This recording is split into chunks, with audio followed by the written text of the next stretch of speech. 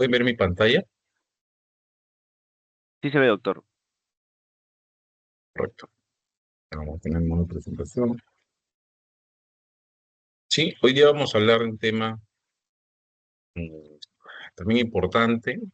No se ve en muchos casos, sin embargo, sí es importante que tengan conocimiento acerca de la Bartonella. La Bartonella, si nosotros hablamos, y ya hablando netamente en la parte de microbiología, es de la familia Bartonelliaceae, género Bartonella, ¿no? De menos a más, un reino procariota, dominio bacteria, filo Proteobacter, clase Proteobacteria, Proteunrickettsia, la familia es Bartonelliaceae y un género Bartonella, ¿no? Eso para tener en cuenta. Y aquí algunas características microbiológicas. Son intracelulares facultativos. Ya habíamos visto que la brucela también era un microorganismo intracelular facultativo. ¿Qué quiere decir? Que pueden estar dentro de la célula o fuera de la célula, ¿no? Pueden infectar a personas sanas, pero normalmente son considerados patógenos oportunistas. Entonces, crecen medio a 28 grados centígrados, no utilizan carbohidratos. Y bueno, algunas características que son bacterias gram negativas, ¿no? En forma cocoide, ovoide, en algunos casos se llaman cocobacilos, tienen flagelos de 2 hasta 16 flagelos, o sea, multiflagelares, tamaño de 3 micrómetros de largo y 0,3 a 0,5 de ancho. Es aeróbico y oxidasa negativo, ¿no? Esas son características de esto, y acá vemos una microscopía de coloración de Gunsa, donde podemos apreciar dentro de la célula, dentro de las células, estos puntitos más oscuros, que son los cocobacilos, ¿no? Lo que vamos a ver nosotros, cocobacilar.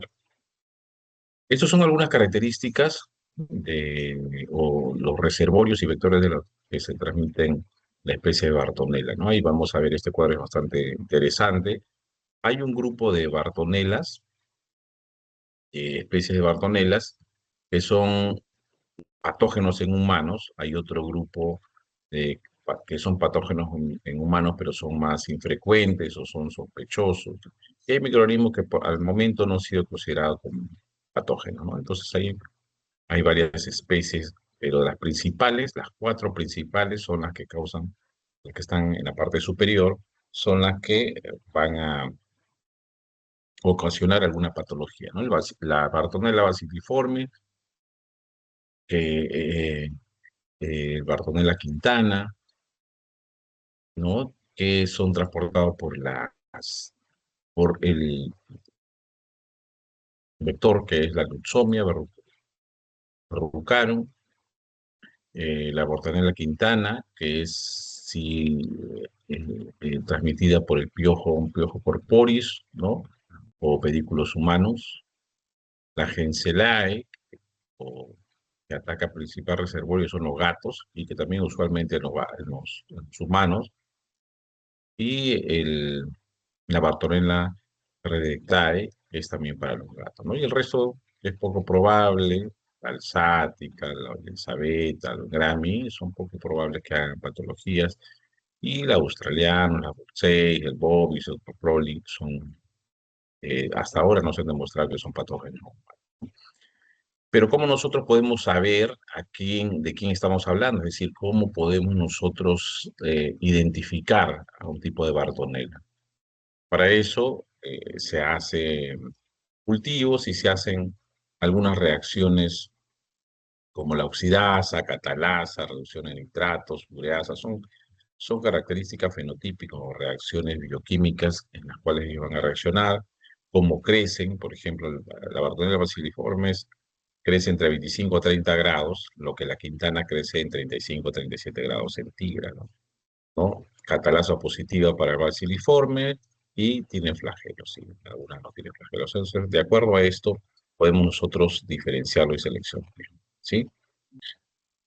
Eh, Anteriormente se hacía simplemente con reacciones fenotípicas, como el cuadrito que lo había mencionado antes.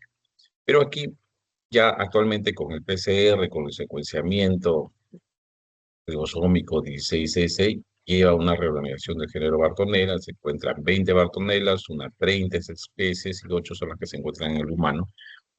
Y bueno, aquí las principales, estas 7, por ejemplo, el basiliforme, que trae la enfermedad de Carrón, o verruga peruana, la quintana, fiebre de las trincheras, en que se la enfermedad del arañazo de gato, Bisoni, endocarditis y septicemia, el Escherichia que da endocarditis, pegilosis visceral y neuroenteritis, Gramay, neuroenteritis, Binsoni, fiebre y bacteriemia, ¿no?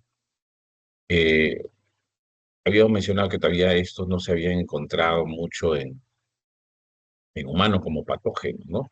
Sin embargo, de acuerdo ya a esta clasificación del análisis del gen ARN ribosómico 16S, sí me permitió poder identificarlo tanto en sangre o en una neuroenteritis, ¿no? O en una endocarditis. ¿Sí? Y aquí es un cuadro bastante interesante que ustedes pueden ver las especies principales, que es el Bacilliformes, Genselae, Quintana, la patología que causa y las manifestaciones clínicas, ¿no? La baciliforme, pues dan unas manifestaciones clínicas en la fase aguda, sobre todo como fiebre, anorexia, anemia hemolítica y septicemia.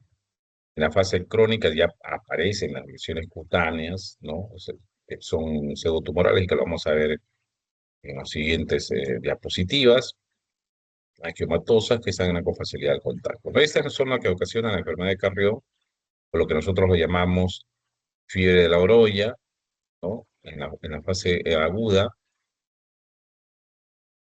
o la verruga peruana que es el collar, ¿no?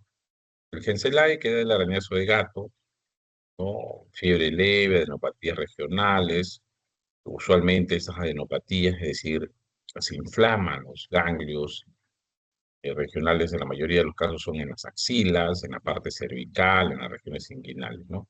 Cuando aparecen esto, usualmente dentro de 1 a 3 semanas después de la mordedura o arañazo de un gato, ¿no? Mayor porción más del 80% de casos en pacientes menores de 21 años. El GENSELAI también da algunas manifestaciones atípicas, ¿no? Da síndrome febril sin foco, uveitis, procesos un poquito más complicados ya a nivel ocular, neuroretinitis, osteomielitis, púrpura trombocitopénica, lesiones osteomielíticas, ¿no? Y peliosis hepática en aquellos pacientes que son inmunosuprimidos, y la encefalopatía, que es una de las complicaciones más serias de esta Bartonella, ¿no? De la Quintana hemos mencionado Bartonella Quintana, que fiebre de la trinchera también se la llama, o la angiomatosis vacilar, fiebre, dolor de cabeza, dolor tibial, lleva a la postración y una incubación de 12 a 25 días, ¿no? Y en estos pacientes con Bartonella Quintana, en aquellos pacientes con inmunosuprimidos con HIV, puede darle angiomatosis vacílica, ¿no? Y acá están algunas diferencias que podemos encontrar entre la parte de la baciliforme, que daría la ratón de la Quintana y Genselae, ¿no? Ratón de la Quintana, fiebre de las trincheras, ¿cuál es el vector? Los piojos, ¿quién es el reservorio? El hombre. En inmunocompetente, fiebre de la Quintana o fiebre de las trincheras, que se llama, y en inmunodeprimidos, angiomatosis vacílica. Igual, ¿no? En Genselae, enfermedad por arañas de gato, el vector aquí no son las personas pulgas, el reservorio es el gato y el huésped incidental el hombre, ¿no? Es lo que ocasiona la adenitis regional, que se autolimita, o sea, pues, desaparece con el tiempo, y bueno, angiomatosis vacilar también en no deprimido, ¿no? Y hablaremos un poquito de lo que es bardonelosis o la enfermedad de Carrión, que en verdad es una enfermedad generalizada, endémica, inoculable en el hombre, que fue descubierta o descrita como Bartonella bacilliforme en 1909 por Alberto Barbo. Y aquí en esta fotografía ponemos a la luxomia, que es el vector, y también una fase crónica, como están los nódulos, ¿no? Que vemos. ¿Cómo es su morfología? Y hablemos de esto porque es lo que nosotros vamos a encontrar con mucha más frecuencia acá para nosotros, acá en el Perú, ¿no? Hay zonas endémicas para esto. Entonces, es pleomórfico, habíamos dicho. ¿Qué quiere decir pleomórfico? Que pueden tener diferentes formas, ¿no? Pleomórficos son gram negativos, o sea, puede ser bacilo, cocos o cocobacilos o el problema de N, ¿no? Tienen flagelos y tienen flagelos unipolares, ¿no? Eh, Son aerobios oxidasa negativo, característico como habíamos visto en el cuadro fenotípico, y es una bacteria intracelular facultativa, ¿no? ¿Y dónde está? ¿En qué células? En los hematíes y en las células endoteliales, sobre todo, ¿no? Estas son sus estructuras antigénicas, que se han determinado 24 antígenos de la Bartonella bacilliforme por inmunoprecipitación y solo 6 detectan anticuerpos específicos. Entonces es importante tener en cuenta esto, ¿no? Ahí está su estructura antigénica, proteína de localización citoplasmática, la proteína BB65S es la principal antígeno frente a la bacilliforme, ¿no? Fase anémica. Estos antígenos, es decir, son la parte que va a exponer esta bacteria para que puedan unirse ahí los anticuerpos, ¿no? Se fijan más en los anticuerpos IgE. Está. Y bueno, ¿qué características tienen? ¿Cuáles son los factores de virulencia, no? O sea, es decir, estos factores, como vemos acá, la deformina, que produce invaginaciones dentro de la membrana del eritrocito, la motilidad o el flagelo, deforma eh, más esta deformidad que tiene, producida por la deformina, comienza la penetración del eritrocito, ¿no? La invasividad o algún gen que codifica una proteasa carboxiterminal o un gen que codifica el filamento polipeptídico. Todos estos factores de virulencia que hace que con todas esas características puedan ingresar a las células y puedan causar la patología, ¿no? Más tengan de esto, mucho más virulento va a ser o mucho más potente y va a causar una infección mucho más agresiva. Entonces, las bacterias van a entrar acá al torrente sanguíneo, salen, ¿no? Salen de él e infectan a las células endoteliales. Eh, el primer lugar de infección de este lugar siembra a bacterias hasta el torrente sanguíneo aproximadamente es al quinto día de inoculación. O sea, entra este microorganismo al torrente donde se ha colocado estas bacterias y entra al torrente sanguíneo entre aproximadamente el quinto día de inoculación, ¿no? ¿Y cómo es que la Bartonella bacilliforme alcanza el glóbulo rojo? ¿Cómo entra? Entra por estos pasos que vamos a poner acá, ¿no? Uno, que es la adherencia.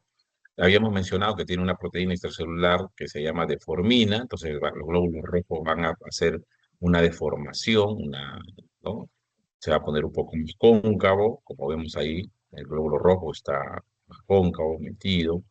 Entonces ahí, como vemos en la fotografía, en el fondo vamos a ver el bacilo y vamos a ver los subflagelos, ¿no? Bacilo, ¿no? Entonces hay una invasión, ¿no? El flagelo le da la fuerza mecánica para invadir el glóbulo rojo. El fenotipo de la invasividad lo contiene el gen de locus, gen que codifica la proteasa. Después que viene la persistencia, o sea, es decir, si está presente y sigue insistiendo, ocasionar un daño, ¿no? Ocasiona un daño en la membrana del glóbulo rojo y va a introducir este antígeno a la membrana ya del eritrocito, estimulando el sistema reticular endotelial, produciendo una intensa eritrofagocitosis por los macrófagos, ¿no? Entonces, como estos eritrocitos están contaminados, ¿no? Eh, entonces los macrófagos lo ven como extraño y empiezan a fagocitar, ¿no? Dando como resultado la anemia hemolítica. ¿Por qué? Porque los macrófagos empiezan a eliminar estos glóbulos rojos, entonces se va a producir una anemia, ¿no? Porque si se consume estos glóbulos rojos, va a producir una anemia. ¿Ah?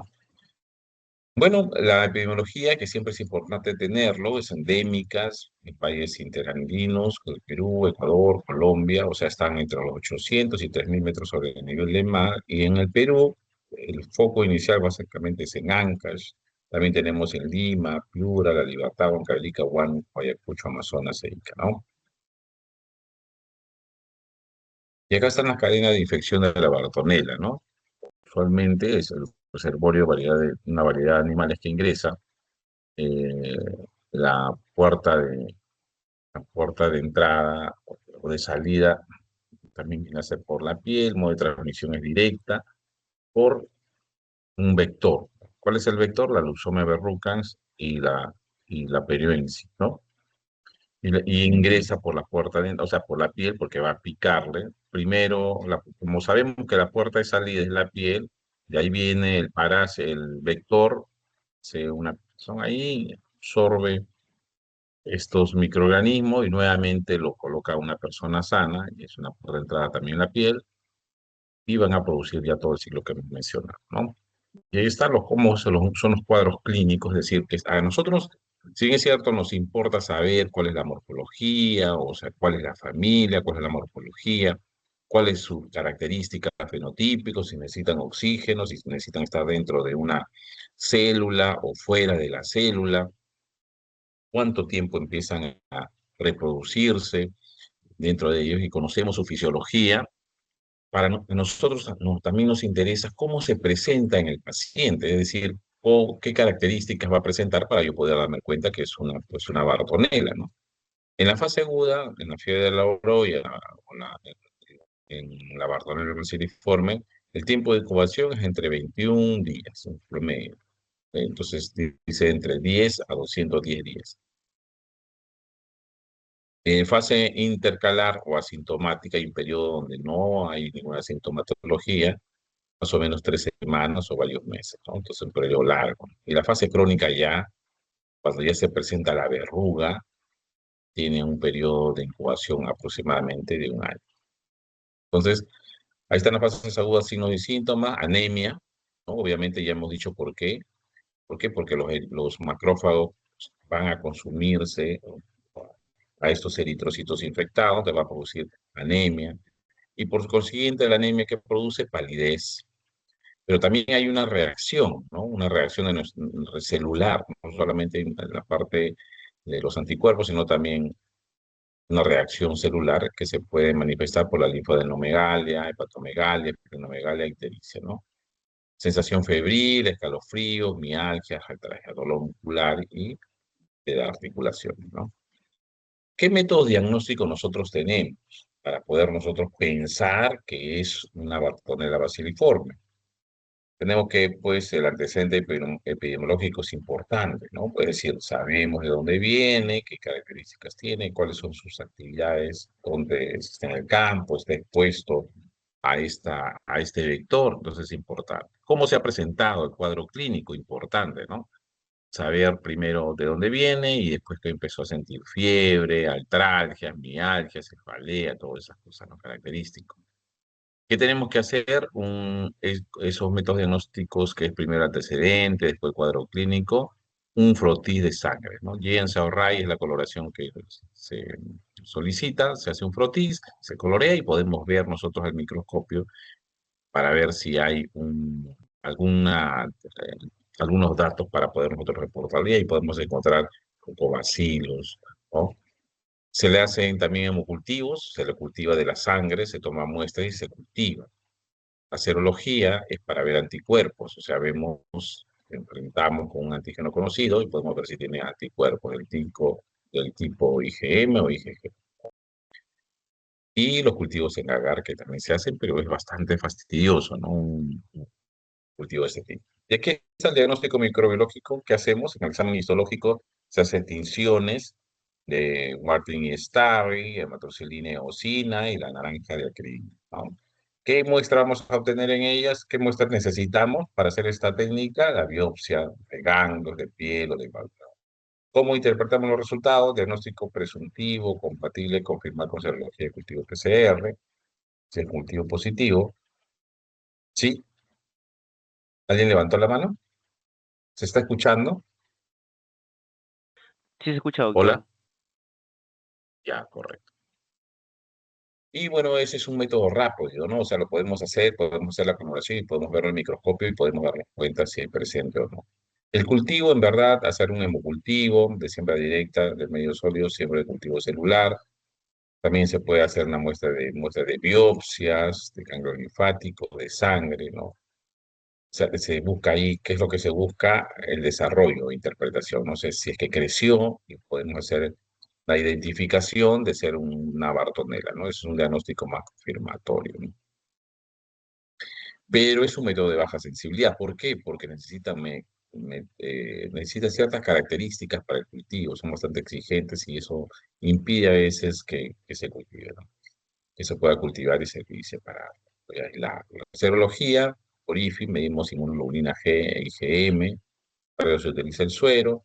Si es IgM, es positivo, estamos diciendo pues, que es una infección reciente o aguda, ¿no? Si es IgG, ya podemos pensar que es una infección más crónica, ¿no?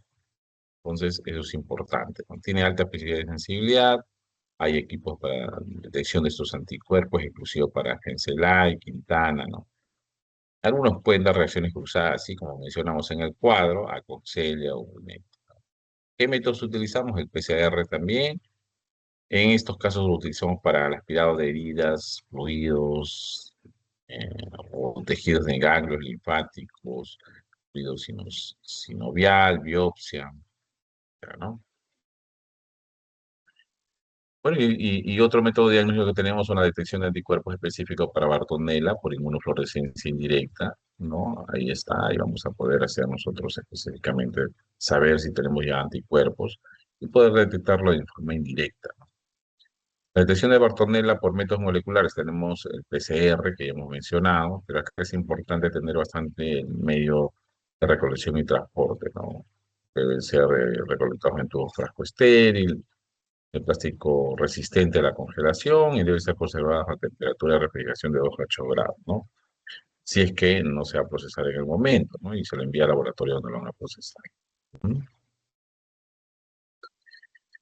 Pero una de las pruebas que usualmente nosotros trabajamos y seguimos trabajando por la facilidad que se tiene, porque el PCR, si bien es cierto, es mucho más sencillo, un poco más específico, pero no necesariamente lo tenemos a la mano que el centro. Ustedes cuando vayan a hacer su serum o que vayan a un hospital, no todos van a tener la facilidad para hacer pruebas moleculares y sobre todo de detección de este tipo de parásitos, de microorganismos, ¿no? Entonces aquí la gota gruesa nos sirve, es importantísima. Es decir, vamos a sacar la sangre, vamos a hacer un extendido, y la gota gruesa es hacer un lisar con otra lámina la gota de sangre que se tiene, ¿no? Y ahí dejarlo secar y colorear, ¿no? Por eso se llama gota gruesa,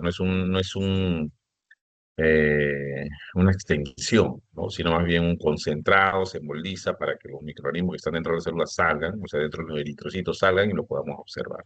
Una vez que se seca, ¿no? Se hace la coloración, ¿no? Entonces se toma la muestra de sangre, se codifica las láminas, colocar una gota de sangre en el extremo de la lámina y se hace ahí la coloración, ¿no? Se hemoliza con alcohol, desemoliza con alcohol de metileno, fosfato, y después hay solamente 5 segundos, después se deja secar la lámina, como hemos hecho también cuando a veces vemos la coloración de Gran, y se realiza coloración Jens, en este caso, ¿no? Y podemos observar al microscopio ciertas características. Y aquí vemos cómo se ve la coloración Jensa y de Warting-Starry. Entonces vemos ahí, ¿eh? Dentro de los glóbulos rojos, mire cómo vemos estos cocobacilos, ¿no? Cocobacilos, cocobacilos, que ya nos deberían llamar la atención siempre si nosotros vemos esto en los glóbulos rojos, ¿no? Por tanto. Y bueno, como nosotros somos médicos, estamos estudiando para ser médicos, tenemos que conocer también no solamente al microorganismo, ¿no? La microbiología, si bien es cierto, es para conocer al microorganismo, la bacteria, cuáles son sus características propias de esta bacteria, cuáles son sus reacciones bioquímicas, dónde habita, qué patologías da, también es importante, la epidemiología, cómo lo detecto, qué métodos diagnósticos tengo. Pero una vez que ya diagnostiqué qué tengo que hacer, claro, obviamente, como le mencionaba, seguramente van a llevar su curso de farmacología, te van a estar un poco más específicos, pero siempre es bueno conocer nosotros como médicos qué tratamiento debería utilizar. Ustedes van a estar en un momento ya como médicos y van a venir, ¿no? Tengo Bartonella, ¿qué debo tomar? Ciprofloxacino por 14 días, mayores de 14 años 500 miligramos y de 7 a 14 años 250 miligramos. Menores de 7 años te puede dar, sí, ¿cuánto? 10 miligramos por kilogramos al día, ¿no? Entonces, todo esto se toma cada 12 horas, ¿no? La ciprofloxacina se toma cada 12 horas, ¿no? ¿Alguna otra alternativa? Sí, también podemos darle clorafenicol, podemos darle penicilina y tetraciclina, ¿no? Pero de elección, ciprofloxacina por 14 días, ¿no? Si no le damos tratamiento, ¿puede morir la persona? Sí. La mortalidad oscila entre el 85%. Ah, es alto, ¿no? Entonces, por lo tanto, tenemos que darle tratamiento. Si pensamos en este diagnóstico de una Bartonella siliforme, tenemos que darle tratamiento. Ya sabemos cuál es el tratamiento de elección, ¿no? Ciprofloxacina de 500 cada, mayores de 14 cada 12 horas. De 7 a 14 años, menos, la mitad, 250 miligramos cada 14 años. Menores de 7 años, 10 miligramos por kilo de peso al día. ¿No? Es decir, si el niño pesa 30 kilogramos, 10 por 30, ¿cuánto es? 300, ¿no? 300 por día, dividido en cada 12 horas, o sea, un total de 300, ¿no? O de 30 kilos por 10, 300, dividido en dos tomas, tendría que ser como máximo al día 300 miligramos. Entonces tengo que darle 150 cada 12 horas, ¿no? 150 en la mañana, en la noche, están los 300, ¿no? Miligramos, más o menos es como se calcula. Bien, y en la fase crónica, las lesiones ya son vasculares, cutáneas, que se presentan en bloques sucesivos, lesiones son de superficie lisa, no dolorosa, de color rojo púrpura o rojo violáceo, no sé si alguna vez han visto esto, ¿no? Pueden sangrar fácilmente, pero incubación un año, producen una poca reacción sistémica, ¿no? Entonces hay varios tipos de lesiones. La miliar, como ven ahí, es de 3 mililitros, color rojo vivo, son más frecuentes, son pequeñitos. En cambio, este acá son nodular o subdérmico, es decir, debajo de la piel van a aparecer como si tuviera un tumor, principalmente eso se da en brazos, piernas, generalmente varios, ¿no? Muy raramente solo, son varios. Y la mular es aquella de más de 5 milímetros, eritematosa, mayormente sensibles, erosionada y muy sangrante, ¿no? Una lesión ahí para hacer. Mire, ve, eh, lamentablemente, así es cuando lo dejamos. Y en una fase crónica ya con lesión miliar, ¿no? Mira todas sus piernitas, ve niño, cómo está su carita también, ¿no? ¿Podemos permitir que llegue a eso? No, o si nosotros podemos dar recomendaciones. Una de las cosas que llegan para que nosotros para prevenir son indicarles los mejores, si son en zonas endémicas, cómo protegerse, ¿no? Y si sabemos que eso se transmite por un vector, cómo lidiar con ese vector, lidiar, estar atentos, cómo cerrar, cómo poner mosquiteros en las ventanas, cómo no tener aguas para este vector, no tener aguas descubiertas y todo eso ayudan a prevenir, ¿no? Mira estas lesiones musculares, ¿no? Que se tienen, son mucho más terribles, ¿no? El diagnóstico para las crónicas, cultivo de estas verrugas, se las hace en monoblot, de especificidad al 100%, tinciones también se las puede hacer, argéntica y Warren Starry, que es la que más utilizamos, como hemos visto. Identificamos esta Bartonella basiliforme en los nódulos de la verruga, ahí está, puede hacerse biopsia, ¿no? Serología o cultivo, igual, ahí vemos. ¿Mm? Ya, pero eso hemos visto nosotros en la fase aguda, que era, ¿cuál era el tratamiento? La ciprofloxacina de 500 cada 12 horas, o 250 cada 12 horas, o en menos de 7, ¿cuánto? 10 por kilogramo de peso por día. Entonces se divide en dos tomas cada 12 horas para poder nosotros dar el tratamiento, ¿no? ¿Qué le damos en la verrucosa? La citromicina, ¿no? La citromicina. Mayores de 14 años, 500 miligramos por día, al día, o 7 días. O sea, una tableta nomás se da al día. Pues, pero si es de 7 a 14 años, es menor, se baja a la mitad, ¿no? De 250 miligramos por día. Y si es menor de 7 años, es 10 miligramos por kilogramo de peso al día, de dos tomas. Está. ¿Podemos dar otro tratamiento? Sí, también hay otros. ¿Cuáles son las alternativas? La rifampicina o la streptomicina, también eso, ¿no? Pero de elección siempre una, pero yo la citromicina. ¿Cómo podemos hacer la prevención? Primero, sabemos que no existe la vacuna contra la vacunelosis, es importante. El otro para prevenir que ya vayan a hacer las crónicas, con esas lesiones que hemos visto. Tenemos que hacer un diagnóstico precoz, ¿no? O sea, tener al paciente e indagar, preguntar, hacer la anamnesis, preguntar al paciente todo lo que pueda tener, de dónde viene, cuáles son las características, cómo ha empezado, si ha tenido fiebre, o cómo son las fiebres, ¿no? Hacemos un diagnóstico precoz. Entonces, ahí, vigilancia y el diagnóstico precoz, tomarle una muestra, hacer una ultragruesa, ¿no? Que es lo más rápido que podemos encontrar. Hacer una vigilancia entomológica, es decir, control adecuado de los vectores, que es importante. Eliminación de materias orgánicas en decomposición, intraperidos domiciliarios, o sea, que están alrededor, hay que contaminar alrededor de la casa porque pueden llegar ahí estos vectores y después pasarnos a las personas que habitan, ¿no?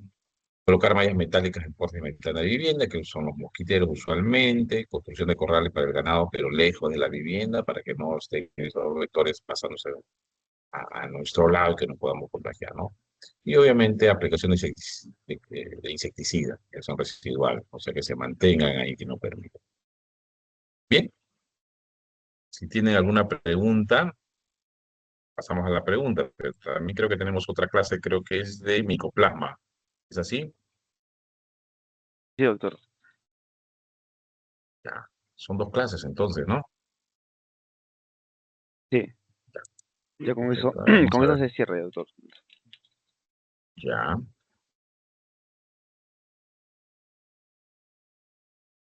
permítame ver.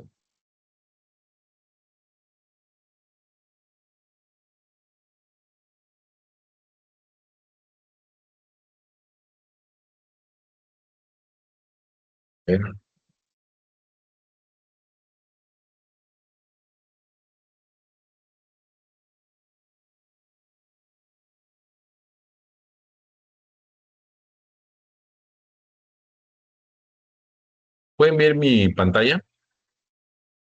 Sí se ve, doctor. Ya, perfecto. Entonces vamos a hablar ahora del micoplasma. ¿Qué es el micoplasma? Son bacterias, ¿no? Aunque parecieran en un momento que se llama, que podrían decirse como, llamarse como hongos, micoplasma, familia de Mycoplasmataceae, del orden del Mycoplasma tales, pertenecen a la clase Mollicutes, ¿no?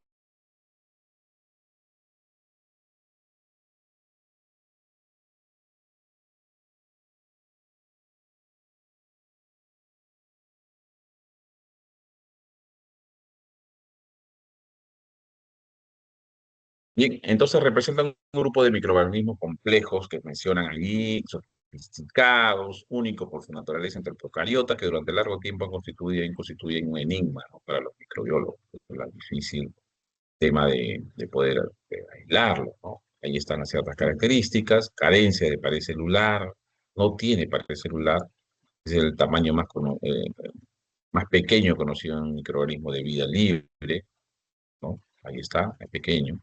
Muy escasa dotación de vías metabólicas, por lo que son totalmente dependientes del soporte de exógeno, es decir, de lo que de afuera, ¿no? ¿Y de dónde lo van a tomar? Del hospedador donde se encuentran, o bien de algunos, de unos medios de cultivo complejos que se dan, ¿no? Tiene que haber una íntima relación con el microorganismo más el hospedador, ¿no? Para poder seguir haciendo vida, ¿no? O sea, podría ser llamado un parasitismo, ¿no? De superficie. Acá están algunas otras características biológicas que se tienen. Carencia de una pared celular, ¿no? Entonces, si no tiene pared celular, la sensibilidad al choque osmótico y a los detergentes, bastante, resistencia a los antibióticos beta-lactámicos. ¿Por qué? Porque ataca la pared celular, ¿no? Obviamente. Entonces, si no tiene pared, no le va a hacer daño, ¿no? Plasticidad de las células que dan lugar a la formación de típicas colonias de forma de huevo frito, ¿no? Ahí está. Todos los moléculas tienen sistemas respiratorios truncados, o sea, carecen del ciclo de ácido tricarboxílico completo, no tienen quinonas ni citocromos y carecen de la vía de fosforilación oxidativa para la generación de energía o de ATP, ¿no? De la síntesis fosfato. Entonces, ¿cómo generan su energía? ¿No? Los mecanismos generan energía van a dar lugar a muy baja producción de ATP, ¿no? Entonces, produce más bien otros productos en cantidades relativamente grandes, productos metabólicos finales, ¿no? Ahí está. ¿Qué morfología tienen? Ya como microorganismos, son esféricos, son filamentosos, en forma de pera, algunas especies patógenas poseen una estructura terminal u orgánulo para la adherencia. Además poseen una red de proteínas membranosas con forma del citoesqueleto, ¿no? Ahí está. Como habíamos mencionado, la mayoría vive tipo como un comensal, ¿no? O sea, un parásito, ¿no? Los píteros de la mucosa, ¿no? Y aquellas que ya se consideran patógenas producen infecciones que son generalmente crónicas, ¿no? Pero rara vez de tipo fulminante. Y acá están, igual, este es un cuadrito importante del origen humano, las mucosas que colonicen, el metabolismo y la patogenicidad, ¿no? Aquí están las especies, ¿no? Mycoplasma pneumoniae, Salvarium, Orale, Bucale, ¿no? Y acá están, ¿en qué mucosa coloniza? En la orofaringe y otro es en el tracto, en el tracto geni-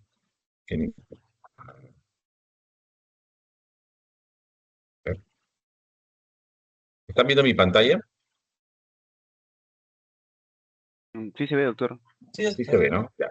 Entonces, vemos acá estas especies y este cuadrito bastante interesante porque podemos ver aquí las mucosas, ¿no? Las mucosas que se colonizan. Bien el orofaringe o el tracto genitourinario, ¿no? Entonces vamos a ver aquí al Mycoplasma hominis, que sí puede colonizar tanto la mucosa orofaringea como el tracto genitourinario, ¿no? El, eh, el Uroplasma sp, que es un tipo de, también, ¿no? Ese tipo de especie, y los metabolismos de ¿qué metabolizan? La glucosa, la arginina, la urea. Eso es para poder identificar y hacer la diferencia entre una especie y otra, ¿no? Y las que tienen patogenicidad son la Pneumoniae, como vemos ahí, la Hominis, la Genitarium, Fermentaris, ¿no? Y el ureoplasma, ¿no? Que son, eh, que pueden encontrarse y que están relacionados con la infertilidad, ¿no? Ahí están los factores de virulencia. Sabemos que los factores de virulencia son aquellos que hacen ser más agresivos, ¿no? Más agresivos, de más difícil erradicación y pueden producir una patología mucho más fuerte. Entonces ahí está los factores de virulencia, ¿no? Presencia de estructura especializada por la adherencia, o sea, ¿no? Sobre todo para estas especies, Pneumoniae, Mycoplasma gallinarum, o Fermentans, o Venetas, ¿no? Secreción de enzimas como la fosfolipasa, secreción eh, de peróxido de hidrógeno, presencia de fracciones proteicas letales, secreción por Mycoplasma pneumoniae de una toxina, la CARS-TX, ¿no? O variaciones antigénicas de fase, o el efecto inmunomodulador del sistema inmunitario hospedador, inducción de una amplia variedad de citocinas, y ahí están interferón gamma, interleuquina 1, interleuquina beta, 6, ¿no? Y ahí están. Y capacidad de penetración intracelular, ¿no? Lo que también es un tipo de... Bueno, y hablaremos de algunas de estas que causan alguna patología, ¿no? Sobre todo las que causan patología en los humanos, ¿no? Entonces, las infecciones por Mycoplasma pneumoniae, muchos han conversado, y por el mismo nombre podemos tener que, o deducir que son aquellas que infectan la vía respiratoria, ¿no? Eh, es esta la más estudiada, la Mycoplasma pneumoniae, por ser un patógeno intracelular facultativo, ¿no? Y entonces la que produce una patología a nivel del aparato respiratorio, ¿no?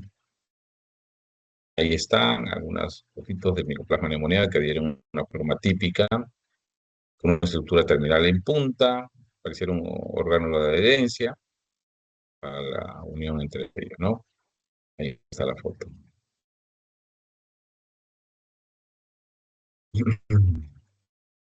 Es un patógeno intracelular facultativo, entonces puede estar dentro de la célula o fuera de ello. Eh, eh, Algunas de las características clínicas de las infecciones por Mycoplasma pneumoniae, como son las infecciones latentes o crónicas, es difícil erradicar estos microorganismos y evasión a la respuesta inmunitaria del hospedador, ¿no? Son lo que podría esperarse de un microorganismo intracelular, ¿no? Cuando tenemos un microorganismo intracelular, es más difícil de erradicar, ¿no? ¿Por qué? Porque es atacar a nuestra misma célula, ¿no? Y esta célula también tiene su mecanismo de defensa. O sea, ahí viene el problema, porque están dentro de la célula. Y ahí están los factores de patogenicidad, y que usualmente la parte de la patogenicidad viene por la respuesta inflamatoria y inmunitaria del hospedador, ¿no? Entonces, ingresa al organismo y hay una reacción exagerada de la parte inmunológica, de la inflamación, eh, eh, y lo que produce una mayor patogenicidad, ¿no? Y ahí está la característica del flujo que se da, ¿no? Las enzimas líticas, el peróxido de hidrógeno, que producen estos, hace un daño al epitelio ciliado, que está en la parte respiratoria, ¿no? Como esto se inflama, va a decrecer la cantidad de aire que ingresa, ¿no? Hay un espíritu por la bacteria en los pulmones, ¿no? Y es lo que produce la patología, ¿no? Ahí está la citoadherencia, estamos hablando de los factores de patogeneidad, que es una de la citoadherencia al epitelio ciliado que hemos visto, eh, la toxina EDP ribosilante, que también se llama toxina del síndrome de insuficiencia respiratoria que dio en la comunidad, o por otra parte la toxina que tiene un componente actualmente inmunogénico, ¿no? Que es la toxina CARS. Otro factor de virulencia es lo que se ha mencionado últimamente, es la nucleasa citotóxica, ¿no? Son únicos de las especies de Mycoplasma pneumoniae y es que lo utilizan para poder pasar membrana citoplasmática, ¿no? Y está. Y estas son las células de un neuroblastoma que se han localizado entre su citoplasmático, ¿no? Usualmente se considera como un patógeno extracelular, pero sin embargo ya se ha quedado demostrado que también tiene presencia intracelular.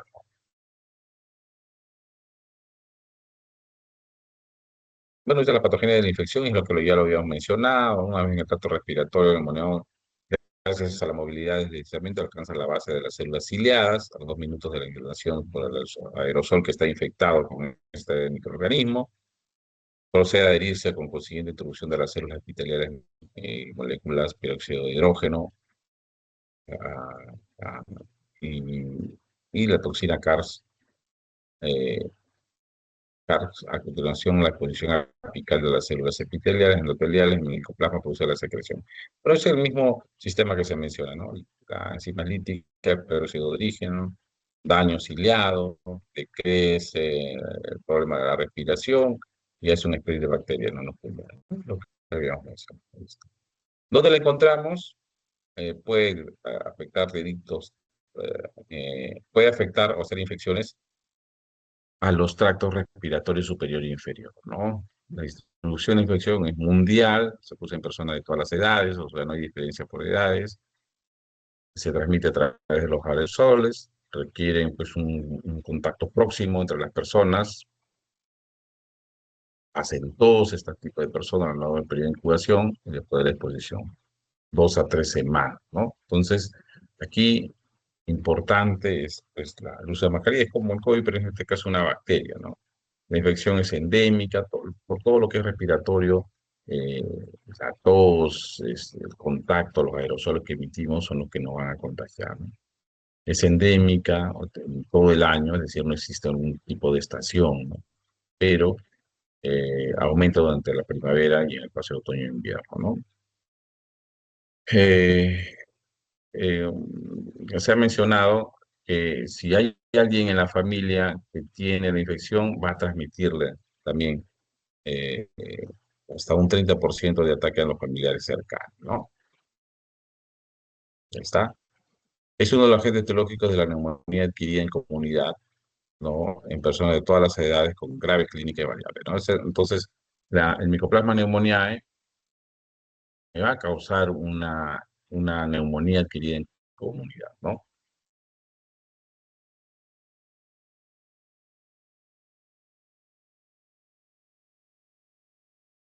Ahí está. Y puedan atacar a cualquier, ¿no? A cualquier tipo de ave. Listo. Aquí están las manifestaciones clínicas. En el tracto respiratorio superior, en el inferior o en ambos, la afectación de ambos tractos puede presentarse de forma simultánea, o primero el tracto respiratorio superior y después el inferior.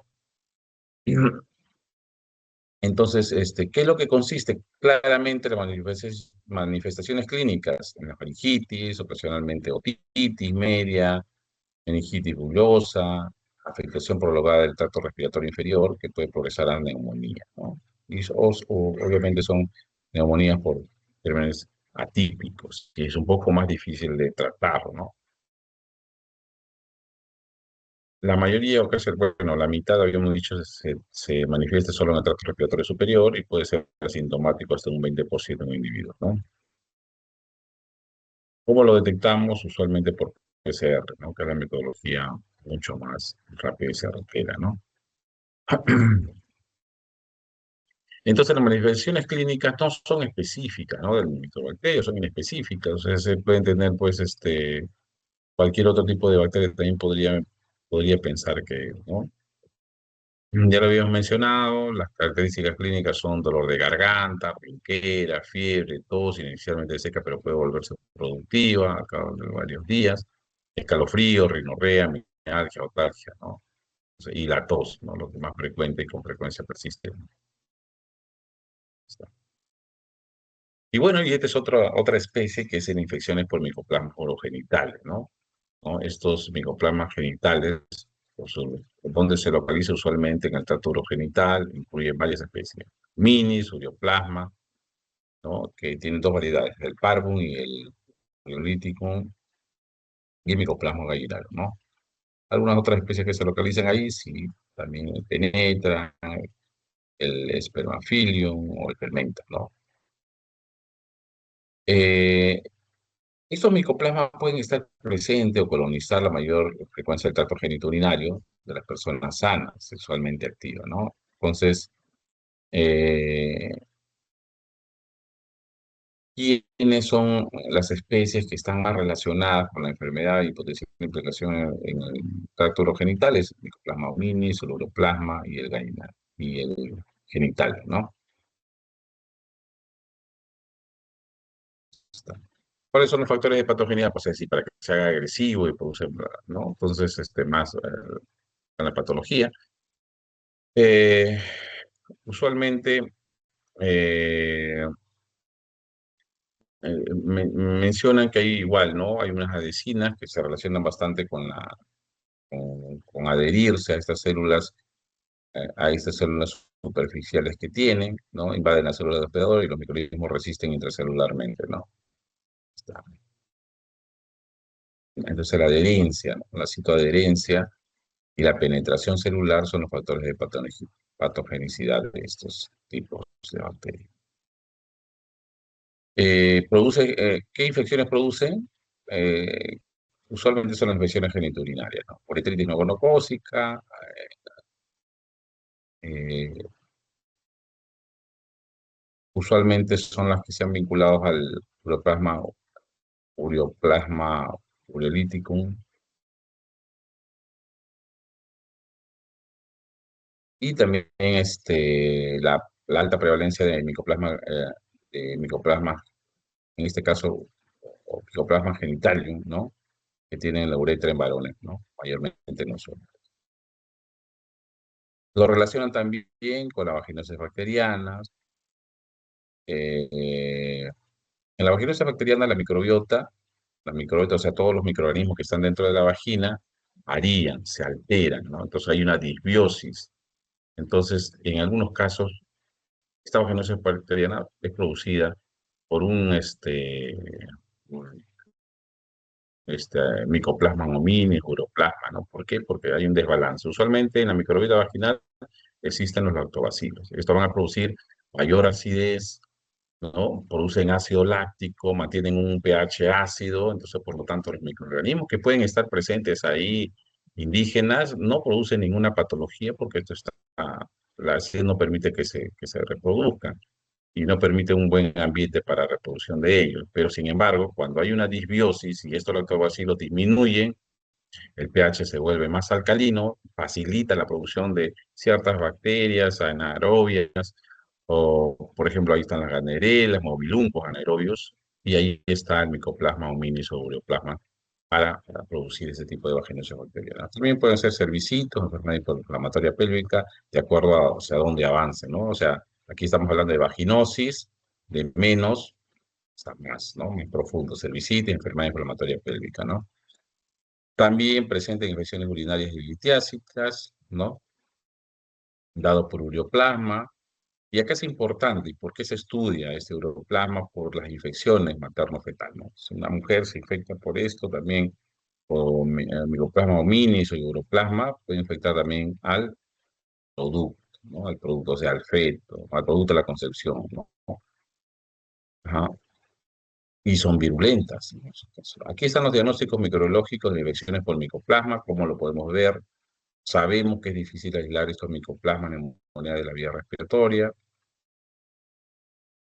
Entonces, usualmente, como es difícil de cultivar, usualmente se utilizan técnicas serológicas, es decir, utilizo el suero del paciente para hacerlo.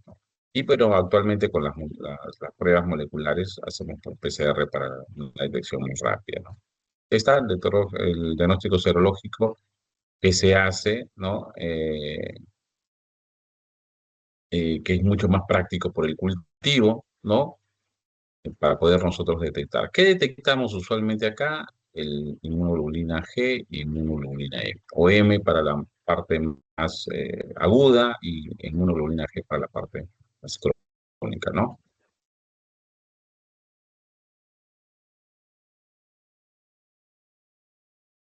Ya, como se dosan y se enfrentan los anticuerpos con el suero y el antígeno y para ver si es que esto me reacciona, usualmente, para hacer el seguimiento, hago diluciones y veo si esta reacción ha salido en unas altas diluciones, si para poder efectivizar o saber que mi tratamiento está siendo adecuada, esta debe ir disminuyendo, ¿no? Ahí están las técnicas serológicas, la aglutinina, fijación de complemento, técnicas de aglutinación, ahí están como más o menos se hacen cada una de ellas, para tenerlo claro. Hay técnicas inmunoenzimáticas como el EIA o el ELISA, prueba de inhibición metabólica o otras técnicas también que se tienen, ¿no? De inmunofluorescencia indirecta, o jugadas, dato específico para detectar IgM o IgG, ¿no? Bueno, y esto, el basado en el cultivo, en verdad, aquí sí es bastante complicado hacer el cultivo. Si bien es cierto el gol estándar y de eso nadie lo podría dudar, pero es bastante complicado porque se necesitan medios especiales para ello, ¿no? Entonces, de verdad que es bastante fastidioso, un microorganismo bastante fastidioso, requiere medios especiales y todo eso para hacer este cultivo, ¿no? Usualmente, qué medios de cultivo se utilizan? Aquellos que se basan en caldo de infusión cerebro-corazón, PHI que se llama, o peptona, extracto de levadura, suero bovino, fetal de caballo, ¿no? Y algunos suplementos que se agregan, ¿no? Para inhibir la contaminación al compañero. Ahí está. Bueno, y acá está el proceso, cómo se hace el cultivo, se obtiene la muestra de la muestra respiratoria usualmente, ¿no? La muestra extrapulmonar a cultivar deberá reflejar el lugar de infección, y ahí se preferencia y el proceso sospechoso es como un LSR, ¿no? Líquido CR, pericárdico, líquido sinovial puede ser, ¿no?